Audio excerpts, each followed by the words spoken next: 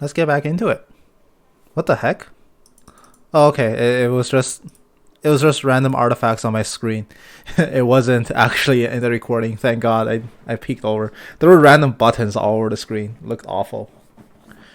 Oh, that's a support Ashe. That's the first thing I noticed this game. That's gonna be interesting, I think. And also, Tryndamere Dark. The both top laners are still Ghost. How often do you see that? What the heck? That's gonna be a pretty interesting lane to watch then. Two top heroes Ghost. They both want to run each other down. So what happens if two super speedy boys crash into each other? We'll have to see.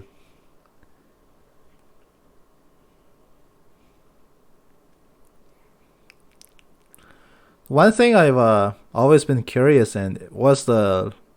Well, I'm kind of the lore guy, even though I'm kind of selective about what kind of lore I read. I don't read all the lore in League of Legends. I come close to reading all of them. I read the ones I care about. There are some champions I just really don't give a crap about. So like, there's some regions I just hate more than others.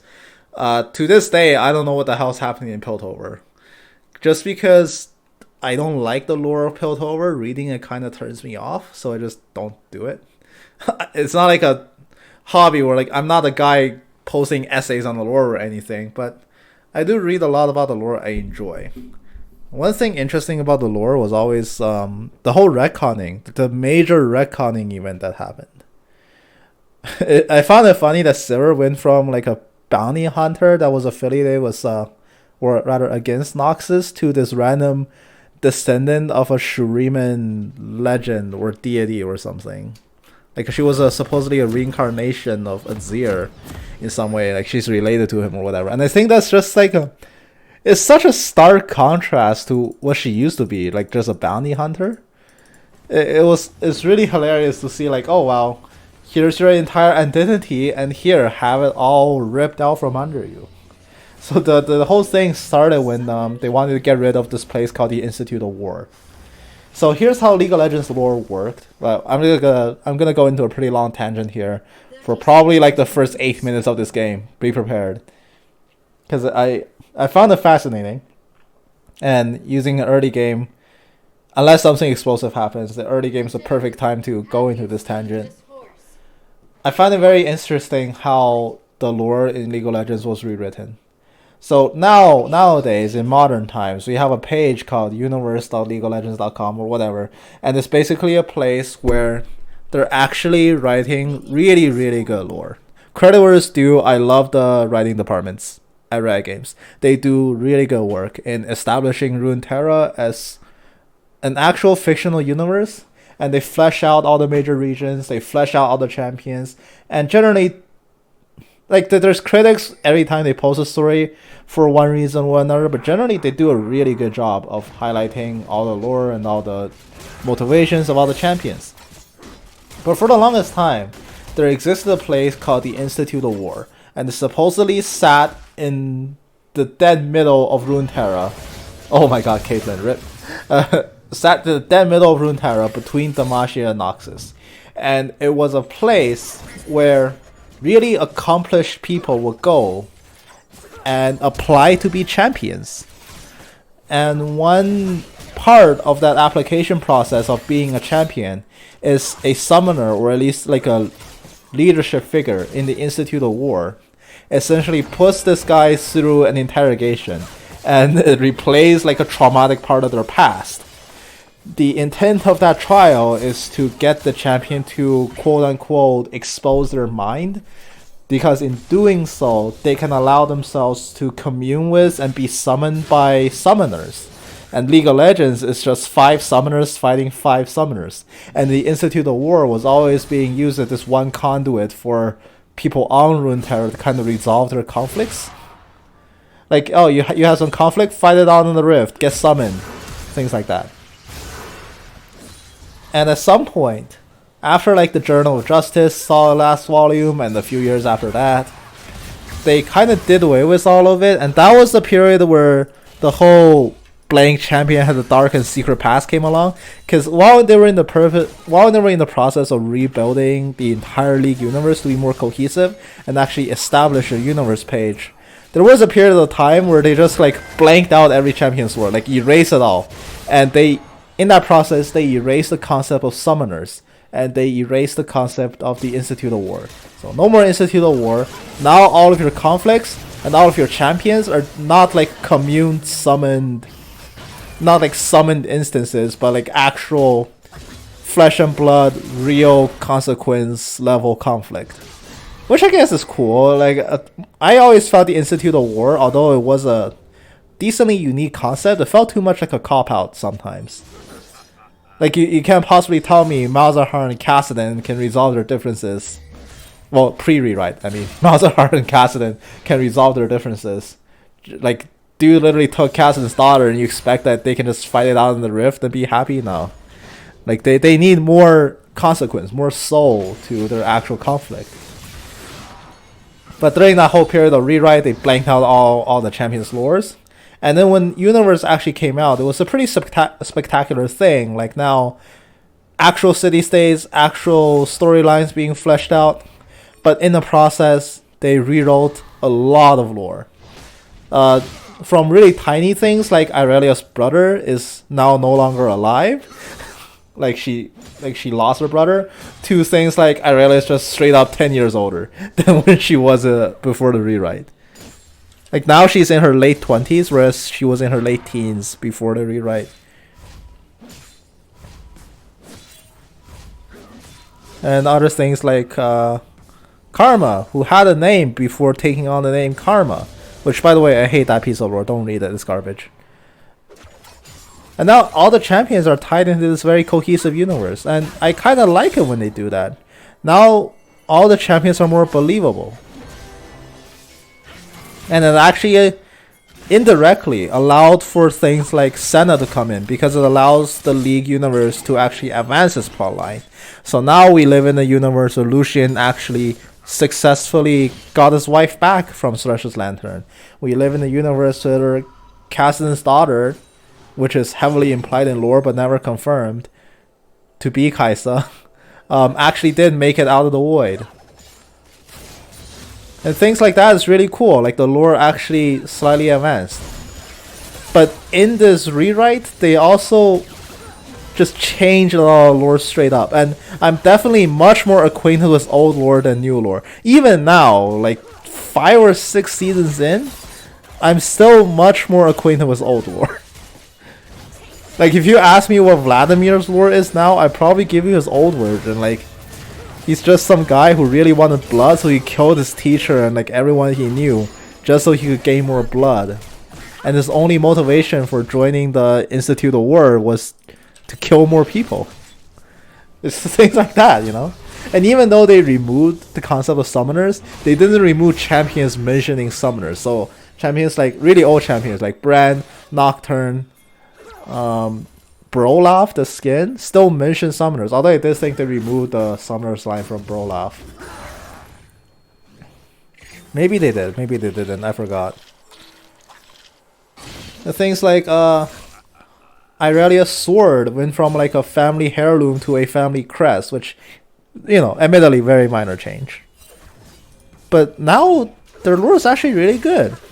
We've actually gotten to a point where like Demacia had a working mage seeker institution that kind of started collapsing, as opposed to just being in limbo of like, hey, is this organization still relevant? Turns out they are, because Silas came along, and Silas kind of advanced that plot line of like the Demacian royalty, because his story ties so closely in with Lux's storyline, who also had her plot move forward by a significant amount. Did you know in Lux's old lore, she can canonically go invisible, even though at no point did her kit contain an invisibility spell? Now she can't. Like they rewrote her lore, like, hey, why did we say that she could go invisible? That doesn't make sense, so they took it out. Which is pretty hilarious.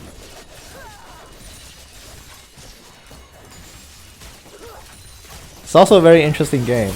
Instead of commentating, I just talked about lore for 8 minutes. I like talking about lore. I think I'll do it more.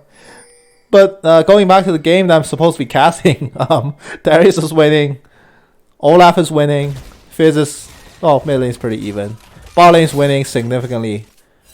Yeah, okay, we'll leave it at that. Until something major happens. No one's actually taking an objective yet. It's actually 8 minutes. Diana's making the rotation up top. But an Olaf is there too. They're gonna collapse onto the Herald here. Is Darius gonna run into anyone? I mean, I did promise to talk about lore until 8 minutes mark, and you know, my time's up. Rengar's gonna set up for a bot gank, and Ashe is stranded. She is gonna die.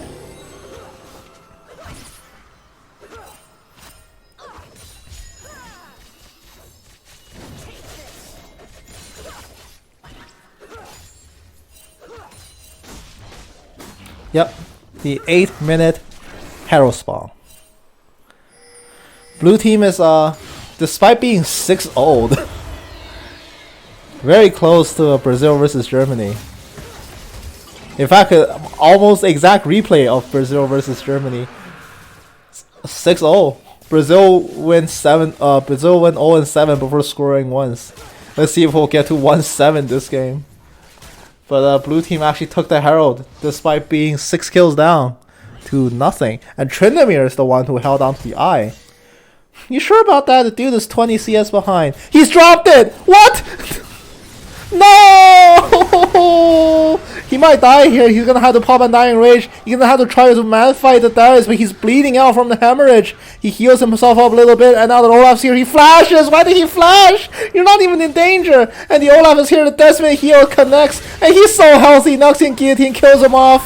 Perfect 666, acting like a devil, cleanly cuts away the Olaf. And this Herald just gets stopped and dead in his tracks. It doesn't even make a ram. What is this Tryndamere doing? He's trolling. Oh, I'm glad I was focused on lore because I didn't see the atrocity that happened before that.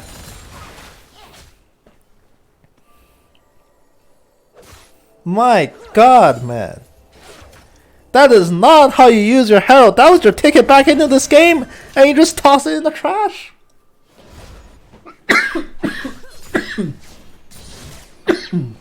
Oh my gosh, excuse me. That was so bad, it sent me into a coughing fit. Oh, I need to collect my breath for a sec. It's funny, I can yell for like a minute and not lose my voice, but I see Tryndamere do that and oh my god. League, man, makes you physically sick sometimes. Jesus. The kill lead extended to 8-0. So far it's looking like a stomp, and the one chance blue team had, Tryndamere just threw it away and then invited Olaf here just to get killed.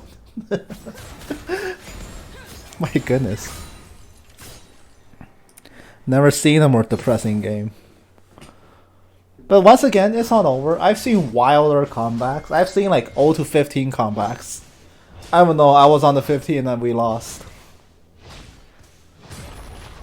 Even if it happened years ago, you'll never forget. It scars you for life, man. It's something you carry with you until you die. Oh, the shark? Not gonna land it. Rengar even ulted. Oh, there's the end of his ultimate. He used it on a ward. Better that than nothing, I guess.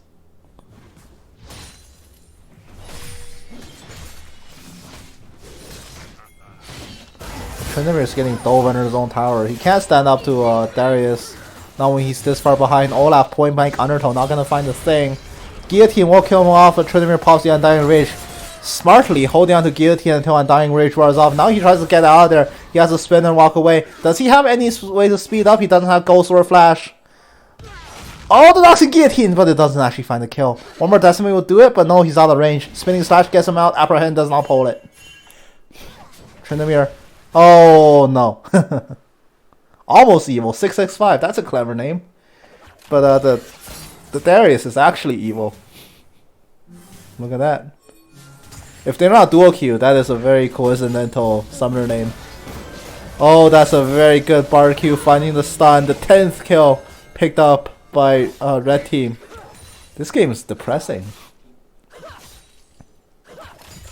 If I didn't ramble on about lore for 8 minutes, I'd discard the recording here, because what's the point of casting stomps?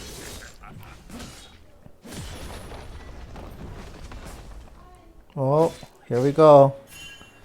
Darius is actually ripping place apart. He's so ahead. This game is not even close. Should I just go back to talking about lore? That's more interesting than watching blue team get destroyed. Oh my gosh, even the Bard is getting a piece of the pie, solo killing support Ashe. Support Ashe, man. Your problem was locking that in the first place. But here comes the Diana Moonfall. It's gonna be the first kill. Maybe Dark Bard does die. Sivir doesn't get the block. She leaves him to his own devices. Okay, so it's not quite the 1 and 7, but it's the 1 and 11. Could be a lucky number. Oh, Fizz. Oh no, he really wants that plate. He does get it. Oh, Tryndamere is actually doing a number on the top lane plate, but he's gonna probably give up his life for this. He does have Undying Rage and he speeds up his Ghost to get out of there. But the Ghost advantage has then been given to the Darius. So the next time they fight, Darius can definitely chase him down and kill him, especially now that he has Triforce. Is this gonna be a dive? Diving a Tryndamere, very not advised, but he's kinda really far ahead. Oh, the apprehend does land. Holding onto Noxian Guillotine again. The hammer will kill him, so he has to scream. Undying Rage is gonna buy him some time. He's gonna survive it. Here comes the Bard. He pins the Ashe into the wall, and the Ashe is so dead to the Shark. Sivir picks up her 5th kill. 505. Looks like SOS, which is exactly what blue team is saying. They kinda want out of this game. It's pretty over by this point. Like, look at her Nexus. Look at her fountain. It's just Tryndamere walking out of it. Olaf pops the Ragnarok. He's immune to CC, but not immune to death. He wishes he was Tryndamere in that situation. Sivir just boomerangs him in the face, but here comes the Enchanted Crystal Arrow. 3.5 seconds stun. She's on top of a trap. Will they find the damage? No, Caitlyn will not have enough. In fact, she's getting pounded by Bard Meeps, and she has to make her way out. That's so depressing. You can't even kill a Sivir in this condition. And the spell shield block, free mana potion from Ace in the Hole. Oh man, what a dismal state. Ashe flashes in for a volley. Is this slow enough? It won't be enough. They actually find the kill onto the Sivir, shutting her down here. 6-1 and 5 now is her scoreline. Valuable kill. They blow like 10 more flashes just to get it when they're this far behind in the game.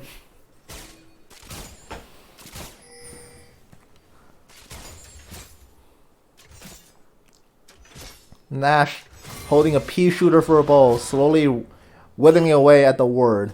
She is gonna get it. Now Tryndamere being chased down by a very angry man with an axe.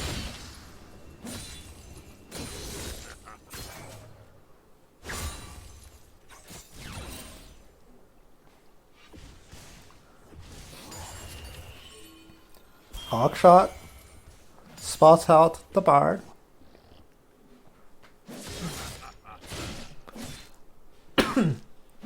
I shouldn't yell actually. I can feel my throat ripping apart. Should lower my voice, take it easy a bit. You can hear my voice, it's kind of giving out.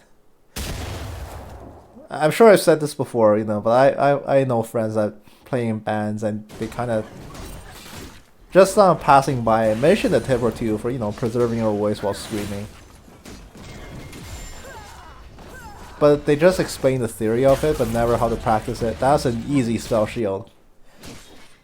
Like, it's more of a mind over matter thing, but very interesting. Very interesting. Like, I can't really do it. I still strain out my voice very easily when I yell. Happens a lot when I do any sort of public presentation.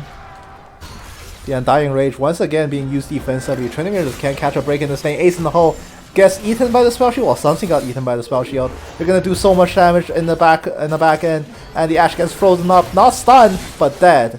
Sivir picks up her 7th kill of this game. 2-14 now is the scoreline. Why is blue team still in this game?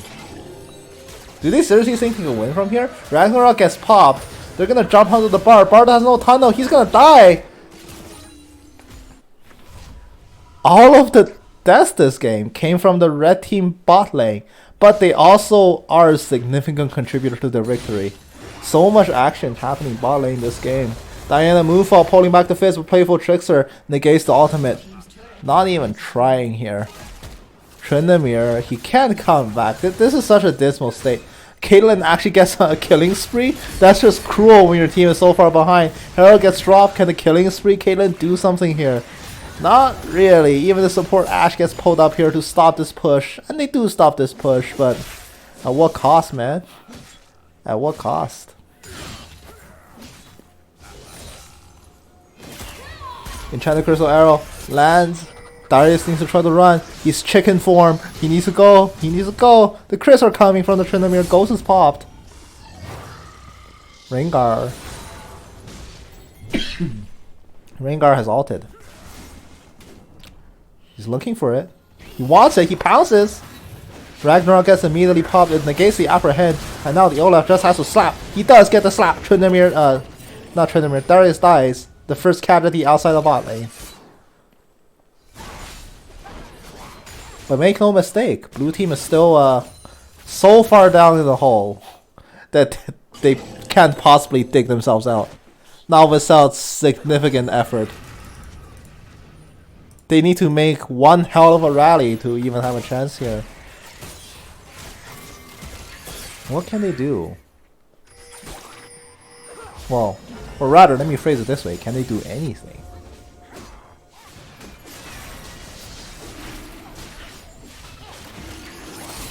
This is worded out, but Olaf gets caught out. He's being held down by the AD carry and support. He doesn't get the steal with the undertow and instantly dies to the scream. It's like Skyrim all over again, killing him by screaming. And now red team loses their first turret. Tryndamere doing what he does best, smacking turrets down.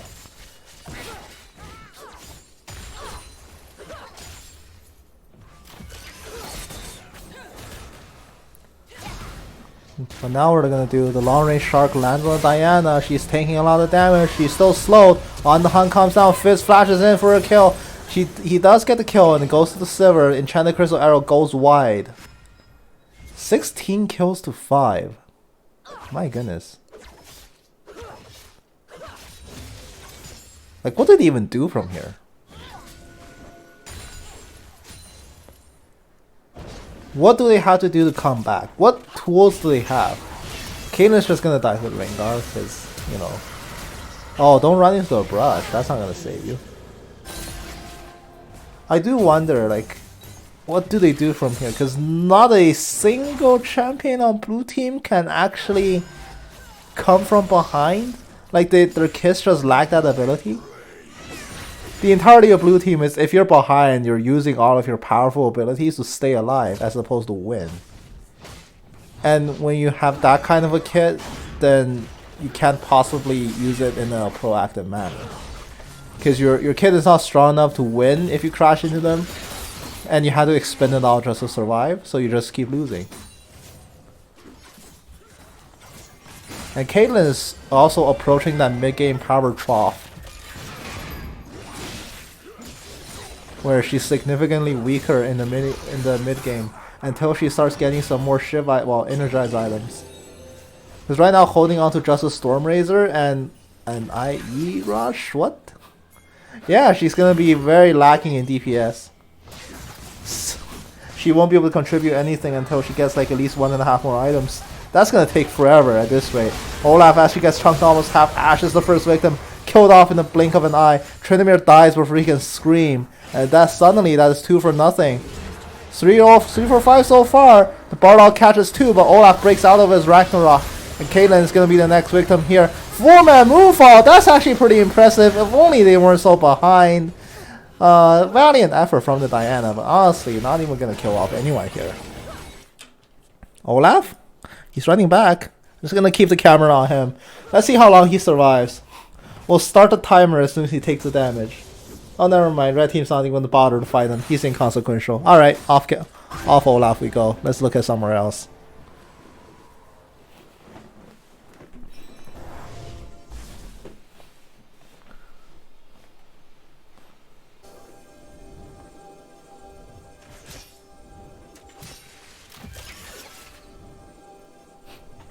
I mean, we could talk about more lore. It's interesting because all of the champions in this game, maybe except Olaf, because I'm not acquainted with his lore, I could name something interesting about them lore-wise. like Tryndamere, his sword is possessed by Aatrox. Darius had a wife slash fiance slash girlfriend who got killed, who got assassinated basically in front of him because she was essentially disobeying orders, and that's seen as disloyalty, so they killed her in front of him. Rengar hates Kha'Zix, I guess. He also discovered Gnar. Like, he was the person who woke Gnar up. That's pretty interesting. Caitlyn is dead. That's the interesting part of her lore. Ashe's marriage to Tryndamere in lore, in the original writing, wasn't romantic. It was like a political thing, but in the rewrite, it's actually like more of a romantic thing now. Bard, one of the strongest beings in the entire League of Legends universe, but you wouldn't really know that because he's also a pacifist in some ways. Like, he doesn't directly participate in conflicts, even though he's essentially God. Sivir has the biggest retcon ever. She went from a bounty hunter for Noxus into like a Shuriman royal descendant, which is just so far off. Fizz actually got retconned so many times. Fizz is now Vastayan, I believe. He was a Yordle at one point, and now he's Vastayan. Like, he was a Yordle, then he wasn't a Yordle, and now he's Vastayan. Actually, he might not have been a Yordle at all. Never mind me. Diana, obviously, she's one of the Lunarians. Well, the lunar people. Lunari. But I don't think she's on. Nah, despite being Lunari, I don't think she's on friendly terms with Aphelios and the Loon. I think Aphelios and the Loon actually kind of hate her. I'll have to reread the lore to confirm that.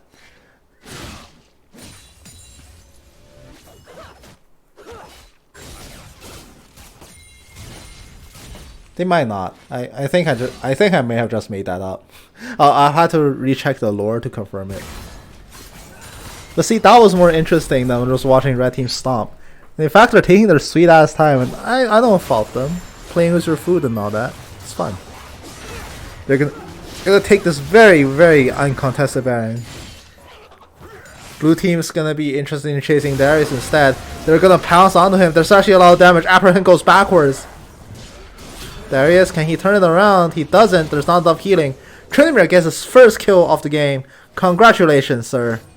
Why is his name also ending in 666? What's with this game?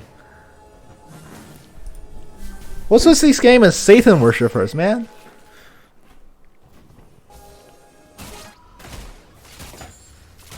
Sivir has half of her team's kills. Just a random quip I saw up. Cause my god, this game is so boring.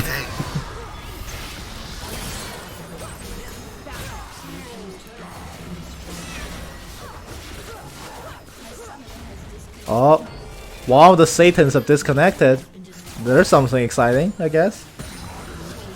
But I'm pretty sure they can win this game 4v5 from here. This is a almost 12, well, 11k gold lead, 11.2k, almost 12. Let's say we'll just round up and say 12. Like, super round up.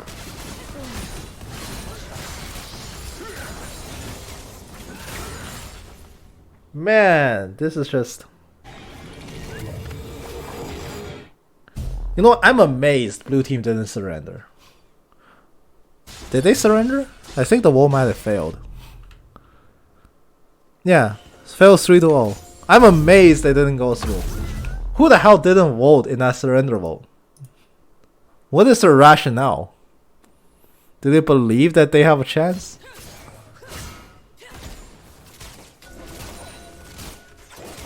I mean, I suppose if Red Team sticks around for like 30 more minutes, maybe. Oh, never mind. Darius reconnected. There's no hope.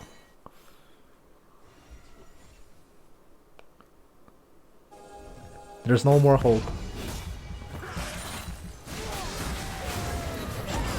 My favorite champion lore-wise is... I'm talking about lore again. I don't care. My favorite champion lore-wise is probably Aurelio. I think her lore is very interesting. Oh no, Diana. She tried. I mean, props to her. She's still trying. Of all the champions in this game, she's probably feeding the least. Scorelines be damned. Like, you might think Tryndamere's doing the best. I think it's actually Diana. At least she's the one that's actually trying to make plays. This Tryndamere's just playing like a chicken. Even when Darius disconnected, I saw Darius more than Tryndamere. Oh my god, what is that apprehend angle? But it still pulls the Tryndamere. Caitlyn's being run down all the way to her base. Oh, come on, Caitlyn! No, Sivir dies. The Undying Rage kills her off and Caitlyn comes back. She gonna do anything? This is your chance. Redeem yourself, girl. Oh no, she doesn't even get that kill. Ashe takes it. Red team's gonna end the game. No, they can't end the game. They actually can't end the game. Blue team comes out with the counter kills. Oh my gosh, they got 2-digit kills in their whole team. But Ashe is gonna die. Caitlyn's being chased down. Noxian Guillotine gets it. 2 Decimate heals him up again. Surrender Vote 2 for 0. One more person got hope. Oh my gosh, it took him so long to kill this one Darius. They get the ace because Fizz Fountain though. That's hilarious. My god. And the surrender vote this time fails 2-0. Next time will be 1 for 0. And then no one will surrender. And then their mentals will be as strong as steel. And they'll muster the greatest comeback ever. Or more realistically, this game ends 2 minutes from now. Place your bets now. When will this game end? What will be the timer when the Nexus blows up? I vote 31-40 something. Let's see if I'm right.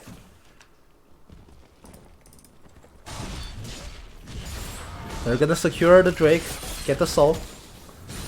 With the soul, they can just push it in. Stalling anything past this will just be considered trolling. There's the soul. There's the push. Please tell me you're pushing. Well, what's the point of continuing?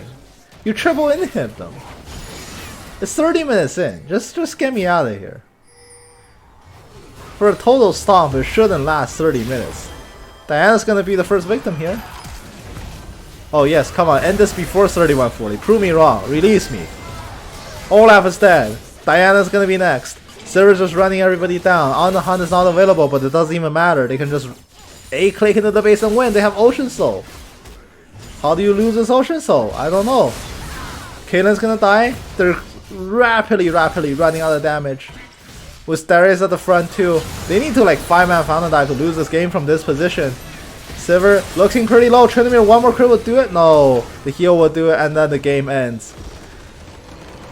Look up League of Legends lore. That's all you take out of this replay.